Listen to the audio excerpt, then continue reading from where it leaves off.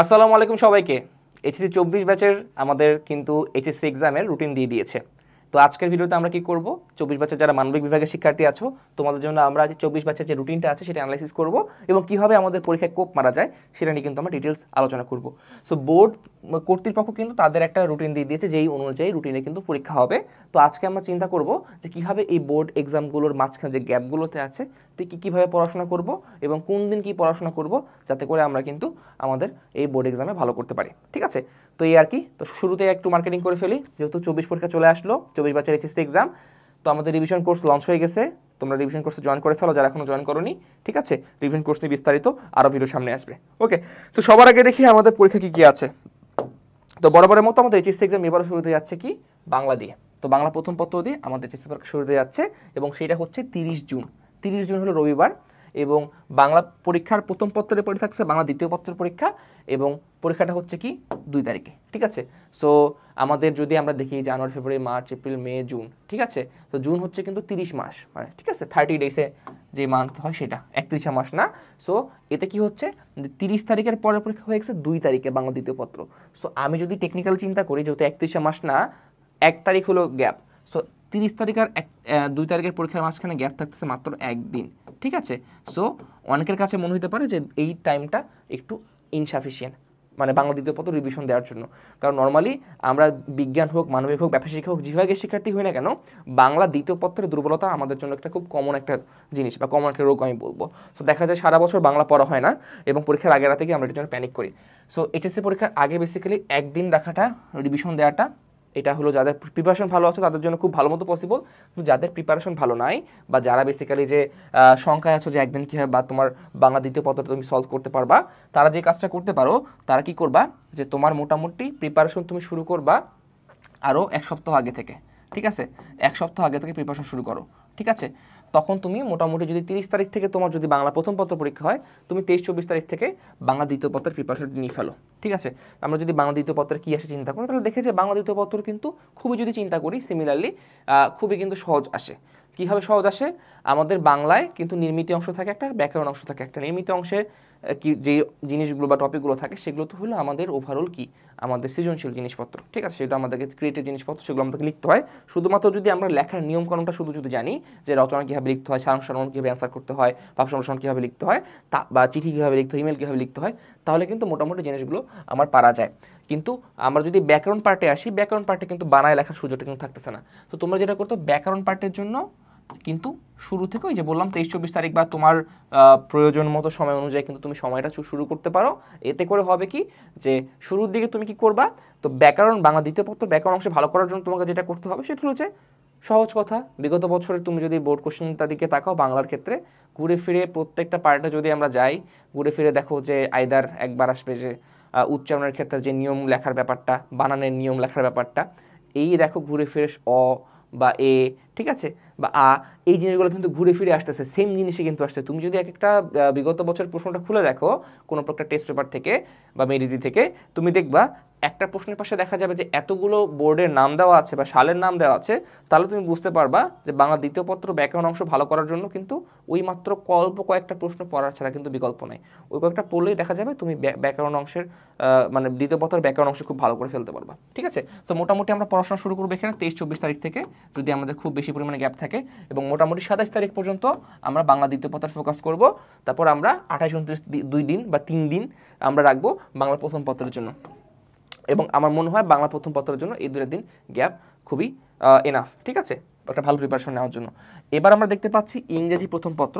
So ইংরেজি প্রথম পত্রের মাঝখানেও কিন্তু 1 দিন গ্যাপ, যেটা 4 তারিখে পরীক্ষা হচ্ছে।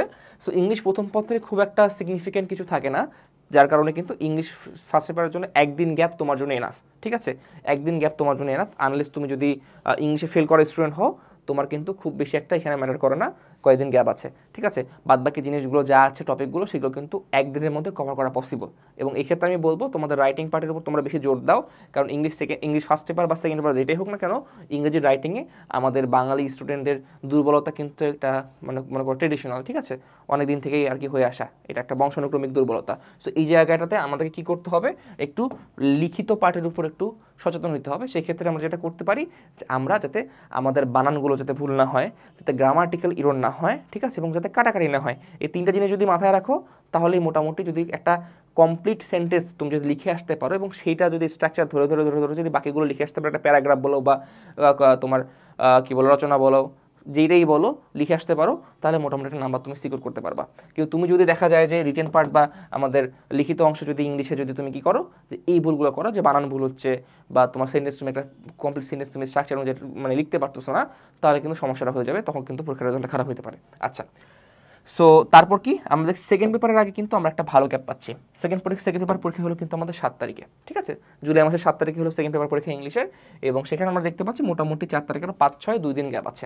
সো 2 দিন গ্যাপে বেসিক্যালি তোমার যে গ্রামাটিক্যাল জিনিসপত্রগুলো আছে সেগুলো প্র্যাকটিস করা এবং রিভাইজ দেওয়ার জন্য খুব ভালো একটা সময়। আমরা জানি ইংলিশ সেকেন্ড পেপারে স্টুডেন্টদের ভয়ের জায়গায় থাকে কি, যে article, preposition, right form, verbs, ঠিক আছে, এই যে আমাদের যে কমন টপিকগুলো আছে গ্রামাটিক্যাল এবং যেগুলো থেকে আমাদের লিখতে হয় বা লিখতে দেয়, তো সেক্ষেত্রে কী করবা, এই গ্রামাটিক্যাল জিনিসপত্রগুলো একটু প্র্যাকটিস করে ফেলবা, একটু রুলসগুলো একটু দেখে ফেলবা।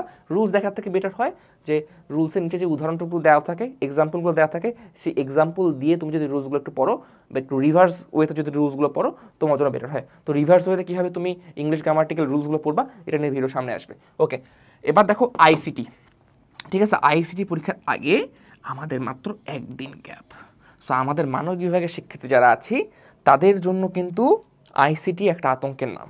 আইসিটি আতঙ্কের নাম কেন বলতেছি, আইসিটি সবগুলো আতঙ্কের নাম না, ICT 1 number chapter 2 number chapter খুব ইজিলি পারা যায়, 6 নাম্বারও পারা যায়, কিন্তু সমস্যা হয় কোথায় ভাইয়া, সমস্যা হয় 3 নাম্বার, 4 নাম্বার, 5 নাম্বার। কারণ এই জিনিসগুলোতে কি আছে, 5-এ আছে কি আমার সি প্রোগ্রামিং, 4-এ আছে কি আমার HTML, ঠিক আছে, আর 3-এ আছে কি আমার কি এই যে আমাদের সংখ্যা পদ্ধতি, ঠিক আছে, সো নাম্বার সিস্টেম। সো এই জিনিসগুলো আমাদের মানবিকের স্টুডেন্টদের ম্যাক্সিমামের ক্ষেত্রে কিন্তু একটা আতঙ্কের জিনিস বা আতঙ্কের নাম, ঠিক আছে। এটার জন্য তুমি যেটা করতে পারো, বাজারে আমাদের আইসিটি নোটস আছে, সেটা তুমি অর্ডার করতে পারো। আর ওভারঅল তোমার জন্য যদি এইখানে যদি গ্যাপ যদি তোমার এখানে বেশি পরিমাণে থাকে, একদিনে যদি কভার করতে না পারো, 1-2-6 একদিনে কভার করা পসিবল, কিন্তু এই 3টা জিনিসের যদি তোমার গ্যাপ থাকে, তার জন্য তুমি যেটা করতে পারো আমাদের রিভিশন প্রোগ্রামে জয়েন করতে পারো। আমাদের কিন্তু রিভিশন প্রোগ্রাম শুধুমাত্র কিন্তু যে তোমার শুধু যে আমাদের মৌলিক বিষয়গুলোর উপর ক্লাস আছে এমন কিন্তু না, মৌলিক বিষয়গুলো ছাড়াও আমাদের কিন্তু ইংলিশ, বাংলা, আইসিটি এগুলোর উপরও ক্লাস, এবং আইসিটির ক্লাসগুলো কিন্তু অনেক ডিটেলসে দেওয়া আছে আমাদের রিভিশন প্রোগ্রামে, ঠিক আছে, আমাদের হিউম্যানিটিস রিভিশন প্রোগ্রামে আইসিটির ক্লাসগুলো অনেক ডিটেলস দেওয়া আছে। তুমি যদি এখান যদি প্রোগ্রামে এনরোল করে যদি এই ক্লাসগুলো করে ফেলো, চ্যাপ্টারের উপর ক্লাসগুলো করে ফেলো, তাহলে কিন্তু মোর দ্যান এনাফ। সো তুমি এটা করতে পারো, এবং পাশাপাশি ওইটা যদি করে ফেলো তাহলে মোটামুটি তোমার মাঝখানে 1 দিনের গ্যাপে তুমি কিন্তু আইসিটি রিভিশন দিয়ে শেষ করতে পারবা। আর যদি না করে থাকো তাহলে যেটা করতে পারো, এই 23 তারিখের আগে তুমি আরও ওইদিকে কয়েকদিন বাড়ায় নাও, বানায় কিন্তু ওইদিকে তুমি আইসিটিটা আগে থেকে একটু পড়ে ফেলে রাখো, তাহলে মোটামুটি তোমার জন্য কিন্তু সুবিধাজনক হয়ে যাবে। সো এরপর আমরা দেখতে পাচ্ছি যে যুক্তিবিদ্যা পরীক্ষা, যুক্তিবিদ্যা পরীক্ষা বা যুক্তিবিদ্যা যাদের তোমাদের আছে সেই পরীক্ষাটা হলো কি 11 তারিখে। তো যুক্তিবিদ্যা প্রথম পত্র পরীক্ষার আগে একটা মোটামুটি ভালো বন্ধ পাচ্ছি আমরা, ঠিক আছে, সো মোটামুটি ভালো না, সরি 9 তারিখে পরীক্ষা হলো, 9 তারিখে পরীক্ষার পর কিন্তু আমাদের এখানে কি 1 দিন মাত্র, 10 তারিখ 1 দিন বন্ধ। সো যুক্তিবিদ্যা পরীক্ষার আগে 1 দিন মোটামুটি বন্ধ প্রথম পত্রের আগে, আমার মনে হয় এটা ফেয়ার এনাফ। তোমরা যারা মোটামুটি যুক্তিবিদ্যা ভালো মতো পড়াশোনা করছো, আমাদের কোর্সে যারা ছিল এনরোল করেছিলা, ঠিক আছে, তাদের জন্য এটা খুব একটা ঝামেলা হওয়ার কথা না। সো তোমরা যেটা করবা যে ওভারঅল 1 দিন যে বাকিটুকু সময় আছে সেই সময় বেসিক্যালি আমাদের এইচএসসি হিউম্যানিটিস সাজেশন যেটা আছে সেখান থেকে যে ইম্পর্টেন্ট টপিকগুলো আছে সেটা তুমি যদি একদিনে তুমি যদি কভার করতে পারো, তাহলে কিন্তু তোমার এই 1 দিনের গ্যাপের মধ্যেও কিন্তু তোমার প্রিপারেশনটা খুব ভালো মতো ডান হয়ে যাবে। ওকে, এবার দেখি আমি যুক্তিবিদ্যা দ্বিতীয় পত্র পরীক্ষা সেটা হচ্ছে 14 তারিখে, এবং এর আগে আমি দেখতে পাচ্ছি 2 দিন বন্ধ আছে। সো 2 দিন বন্ধ যুক্তিবিদ্যা দ্বিতীয় পত্রের জন্য মোর দেন এনাফ এটা। আর পাশাপাশি তোমার সাথে যদি আমাদের হিউম্যানিটিস সাজেশন থাকে তাহলে কিন্তু এটার কোনো কথাই নেই, তুমি সুন্দর মতো শেষ করে ফেলতে পারবা। এবার দেখতে পাচ্ছি ভূগোল পরীক্ষা 16 তারিখে, 16 তারিখে ভূগোল পরীক্ষা আছে। যাদের যুক্তিবিদ্যা নাই তাদের জন্য তো বেসিক্যালি, তার মধ্যে এখানে ভূগোল আছে, তাদের জন্য তো বেসিক্যালি একটা ঈদের মতো ভূগোল পরীক্ষার আগে অনেক গ্যাপ। আর যাদের ভূগোল আছে তাদের ক্ষেত্রে যুক্তিবিদ্যা ভূগোল দুইটাই আছে। সেই ক্ষেত্রে দেখো এর মাঝখানে যদি দেখি আমরা যে ভূগোল হলো 16 তারিখে, মানে মাঝখানে 15 তারিখ মাত্র 1 দিন গ্যাপ আছে। সেই ক্ষেত্রে আমাদের কোর্স এনরোল করে ক্লাসগুলো দেখে ফেলতে পারো শর্টলি, এবং সেটা শেষ হয়ে যাবে তোমার ওভারঅল। শুধুমাত্র টেস্ট পেপারে তোমার যে ক্লাসগুলো আছে বা টেস্ট পেপারে তোমার যে ইম্পর্টেন্ট টপিকগুলো আছে বা ইম্পর্টেন্ট সলিউশনগুলো আছে তার উপর ভিত্তি করে কিন্তু আমাদের রিভিশন প্রোগ্রামটা, ঠিক আছে। সো রিভিশন প্রোগ্রামে লঞ্চ করে মানে জয়েন করে ফেলো, তাহলে যে জিনিসটা হবে যে তোমার এই পরীক্ষার আগে বেসিক্যালি যে অল্প অল্প যে গ্যাপ সময়টুকু আছে এইখানকার যে সাবজেক্টগুলো আছে সেগুলোর প্রিপারেশনটা কিন্তু তোমার খুব ভালো মতো হয়ে যাবে। আচ্ছা, তারপর কি ভূগোল দ্বিতীয় পত্রের আগে যদি আমি দেখি, ভূগোল দ্বিতীয় পত্রের আগেও কিন্তু একদিন গ্যাপ। সো মোটামুটি এই জায়গাগুলো টাইট শিডিউল হয়ে গিয়েছে। তারপরও আমাদের যেহেতু শর্ট সিলেবাস এক্সাম এবং চ্যাপ্টার সংখ্যাও যেহেতু আগের থেকে কম, তো আমার মনে হয় এই টাইমটাতে তোমার এতটুকু কভার করে ফেলা উচিত। আর সঙ্গে যদি তোমার আমাদের হিউম্যানিটি সাজেশনটা থাকে, তাহলে কিন্তু এখানকার যে ইম্পর্টেন্ট টপিকগুলো আছে, এখানে যদি বোর্ডের পাস টপিক এবং যদি বোর্ডের A+ টপিকটা তুমি যদি পড়ে ফেলতে পারো হিউম্যানিটি সাজেশন থেকে, তাহলে কিন্তু এটা কিন্তু মোর দেন এনাফ। ঠিক আছে, তাহলে কিন্তু এটা মোর দেন এনাফ। আমার মনে হয় তোমার জিনিসটা তুমি ভালো মতো কভার করে ফেলতে পারবা। আচ্ছা, এরপরে যদি আমি যদি যাই, এরপরে আছে ইসলামের ইতিহাস ও সংস্কৃতি, ঠিক আছে, এবং ইতিহাস প্রথম পত্র।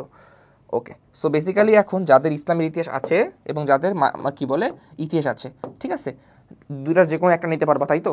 যাদের ইতিহাস আছে বা যাদের ইসলাম ইতিহাস আছে, তোমাদের যদি আমি যদি কথা বলি, সো তারপর মোটামুটি দেখো 21 তারিখে বেসিক্যালি হলো আমাদের ইতিহাস প্রথম পত্র পরীক্ষা বা ইসলাম ইতিহাস প্রথম পত্র পরীক্ষা, এবং মাঝখানে আমাদের কিন্তু ভালো গ্যাপ আছে, মোটামুটি 2 দিনের একটা গ্যাপ আছে, 19 আর 20 তারিখ গ্যাপ আছে। সো এই গ্যাপের মধ্যে ইতিহাস প্রথম পত্র বা ইসলামের ইতিহাস প্রথম পত্রের প্রিপারেশন নেওয়াটা কিন্তু এখানে খুবই ইজি। বাট তারপরেও আমি বলবো, যেহেতু এখানে সালের ব্যাপারগুলো আছে, ঐতিহাসিক ঘটনার জিনিসপত্রগুলো আছে, তোমরা যেটা করতে পারো নোট করে রাখতে পারো, নোট করে বেসিক্যালি জিনিসগুলো যাতে তুমি গুছায় রাখো পরীক্ষাটা এখন থেকে আগে। আর যদি রিভিশন প্রোগ্রামে জয়েন থাকো, তাহলে ওভারঅল জিনিস তোমার কাছে আগে থেকে গুছানো থাকবে। বাট তারপরও ইনরোল না করলেও তুমি যে জিনিসটা করতে পারো, জিনিসগুলো গুছায় তোমার কাছে রাখতে পারো, যাতে করে পরীক্ষার আগে রাতে ওইটা যদি রিভিশন দাও, পাশাপাশি যদি হিউম্যানিটি সাজেশন থেকে পড়াশোনা করো, তাহলে মোটামুটি তোমার কিন্তু এটা কভার হয়ে যাবে। ওকে, আচ্ছা, সো নেক্সটে যদি আমি যাই, নেক্সট হইলো আমার ইসলামের ইতিহাস দ্বিতীয় পত্র। ইতিহাস দ্বিতীয় পত্র পরীক্ষাটা হলো আমার কি 23 তারিখে মঙ্গলবার। সো 21 তারিখের পরীক্ষার পর 23 তারিখ পরীক্ষা, মানে মাঝখানে হলো আমার গ্যাপ হলো একদিন গ্যাপ। সো যেটা করতে পারো, যদি তোমার প্রথম পত্রটা ভালো মতো পড়া হয়ে থাকে, ইতিহাস প্রথম পত্র যদি তোমার প্রিপারেশন ভালো থাকে, তাহলে বা ইসলামের ইতিহাস প্রথম পত্র যদি তোমার প্রিপারেশন ভালো থাকে, সেই ক্ষেত্রে এই 2 দিনের যে গ্যাপটা আছে মাঝখানে, তার প্রথম দিন তুমি রাখতে পারো কিন্তু ইসলামের ইতিহাস দ্বিতীয় পত্র বা ইতিহাস দ্বিতীয় পত্রের ক্ষেত্রে, যদি তোমার ফার্স্ট পার্টটা ভালো পড়া হয়ে থাকে, সেকেন্ড পার্টে যদি তোমার গ্যাপ থাকে তাহলে। আর যদি না থাকে, যদি উল্টা হয়, তাহলে ফার্স্ট পার্টের প্রতি টাইম দাও। যদি তোমার গ্যাপ না থাকে, তাহলে ক্ষেত্রে তুমি সেকেন্ড পার্টে টাইম দিতে পারো। এবং সেই ক্ষেত্রে একটা জিনিস মাথায় রাখবা, পরীক্ষার কিন্তু আমাদের সময় বলা আছে, ঠিক আছে, আমাদের কিন্তু প্রত্যেকটা পরীক্ষা কিন্তু সময় বলা আছে। সময় কখন? সময় হলো আমাদের সকাল 10টা থেকে কয়টা পর্যন্ত? বেলা 1টা পর্যন্ত। সো সকাল 10টায় তোমার যে যেদিন পরীক্ষা হচ্ছে, তারপর কিন্তু বেলা 1টা পর্যন্ত পরীক্ষা, অর্থাৎ দুপুর থেকে শুরু করে বাকি টাইমটা কিন্তু ফ্রি। কিন্তু তুমি ফ্রি, অর্থাৎ তুমি যেই দিন পরীক্ষা আসে, তুমি যে শুধুমাত্র যেদিন পরীক্ষাই দিয়ে বেড়াবে এমনটা কিন্তু না। তুমি চাইলে সেই দিনটা তুমি কাজে লাগাইতে পারো পরবর্তী যে পরীক্ষাটা টপিক আছে সেটার জন্য। কারণ দেখো, আমাদের নতুন যখন আমরা দেখলাম, এবার রুটিনে দেখতে পাচ্ছি যে ম্যাক্সিমাম ডে বা ম্যাক্সিমাম এক্সামের মাঝখানে কিন্তু একদিন করে গ্যাপ। সেই ক্ষেত্রে আমরা যদি শুধুমাত্র ধরে রাখি যেদিন পরীক্ষা দিয়ে আসছি ওই দিন আমরা বাসায় আসে শুধুমাত্র খাওয়া দাওয়া করে ঘুম দিব আর কোনো পড়াশোনা করবো না, তাহলে কিন্তু হবে না। সো যেহেতু আমার দুপুর 1টার মধ্যে পরীক্ষা শেষ হয়ে যাচ্ছে, বাসায় ফিরে খাওয়া দাওয়া করে রেস্ট নিয়ে আমার মনে হয় মোটামুটি বিকাল থেকে পড়তে বসে যাওয়া উচিত, যেহেতু পরীক্ষার মাঝখানে গ্যাপ আমাদের খুব কম। ওকে, আচ্ছা, এবার চলে আসলো আরেকটা ভয়ের জিনিস, এই অর্থনীতি। সো অর্থনীতি পরীক্ষা কবে? অর্থনীতির পরীক্ষা হলো 25 তারিখে। আচ্ছা, আর এই ক্ষেত্রেও দেখতে পাচ্ছি যে মাঝখানে একদিন গ্যাপ, যদি কারো ইতিহাসের অর্থনীতি একসঙ্গে থেকে থাকে, আর যদি না থাকে তাহলে তো বেসিক্যালি খুব ভালো। তারপর অর্থনীতি দ্বিতীয় পত্র। সো আমি যদি 2টা পরীক্ষার মাঝখানে গ্যাপ চিন্তা করি, ঠিক আছে, অর্থনীতি প্রথম পত্র দ্বিতীয় পত্রের মধ্যে, প্রথম পত্র হলো 25 তারিখে পরীক্ষা, দ্বিতীয় পত্র হলো 28 তারিখে পরীক্ষা। সো মোটামুটি মাঝখানে আমাদের গ্যাপ আছে কয়দিন? 3 দিন একটা ভালো গ্যাপ আছে। সো 3 দিন না, মানে 2 দিন মেইনলি। 25 তারিখটাকে আমরা কাউন্ট করতেছি না, 25 তারিখ কাউন্ট করতেছি না, 2 দিন পরীক্ষা দিয়ে আসবা। 26 আর 27 তারিখ গ্যাপ আছে। সো মোটামুটি এই 2টা সাবজেক্ট কভার আপের জন্য একটা ভালো টাইম তুমি কিন্তু এখানে পাচ্ছ। সো এটা নিয়ে আমার মনে হয় না খুব একটা এখানে টেন্স হওয়ার দরকার আছে। তারপর যদি পৌরনীতি এবং সুশাসন দেখি, সেটা যদি আমার পরবর্তীতে পরীক্ষা কি 29 তারিখে, কারো যদি এখন অর্থনীতি আর পৌরনীতি দুইটাই থাকে তাহলে কিন্তু সেখানে একটু সমস্যা। সেক্ষেত্রে দেখা যাচ্ছে যে মাঝখানে কোনো গ্যাপ নাই, ঠিক আছে। আর পৌরনীতি যদি আমি দেখি, পৌরনীতির পরীক্ষা হলো কি তারপর 30 তারিখে গ্যাপ আছে সেকেন্ড পেপারের ক্ষেত্রে। তো এখানে মোটামুটি একদিন গ্যাপ পাচ্ছি আমরা। আচ্ছা, এবার যদি আমি দেখি যে মনোবিজ্ঞান আছে, কৃষি শিক্ষা আছে। সো এই ক্ষেত্রে মনোবিজ্ঞান যাদের আছে তাদের ক্ষেত্রে যদি বলি, মনোবিজ্ঞান পরীক্ষা এবং পরিণতি পরীক্ষার মাঝখানে কিন্তু কোনো গ্যাপ নাই, আমরা দেখতে পাচ্ছি, মানে লিটারালি কোনো গ্যাপ নাই। আর মনোবিজ্ঞান দ্বিতীয় পত্র পরীক্ষা আর প্রথম পত্র পরীক্ষার মাঝখানে আমাদের 2 দিনের একটা গ্যাপ আছে, 2 তারিখ আর 3 তারিখের একটা গ্যাপ আছে। তো ফার্স্ট পেপার আর সেকেন্ড পেপারের মাঝখানে আমাদের বেসিক্যালি গ্যাপিংয়ের কোনো সমস্যা হবে না, পড়াশোনা ঠিক করা যাবে। কিন্তু যাদের এই সাবজেক্টগুলো যাদের মিলে গেছে, যে একটা পরীক্ষার পর একটা সাবজেক্ট বা সাবজেক্টগুলো যাদের মিলছে, কারণ আমরা জানি যে আমাদের মানবিক বিভাগের শিক্ষার্থীদের যদি আমরা একটু খেয়াল করি, কারণ কলেজ ভেদে আর কি সাবজেক্ট ডিপেন্ড করে, যে হয়তো এই কলেজে এই সাবজেক্ট আছে, অন্য কলেজে এই সাবজেক্টটা নাই, বা এই কলেজে এই সাবজেক্ট নেওয়া যায়, ওই কলেজে সাবজেক্ট নেওয়া যায় না। তো তার কারণে কিন্তু আমাদের সাবজেক্টগুলো কিন্তু ভ্যারি করে, স্টুডেন্ট ওয়াইজ ভ্যারি করে।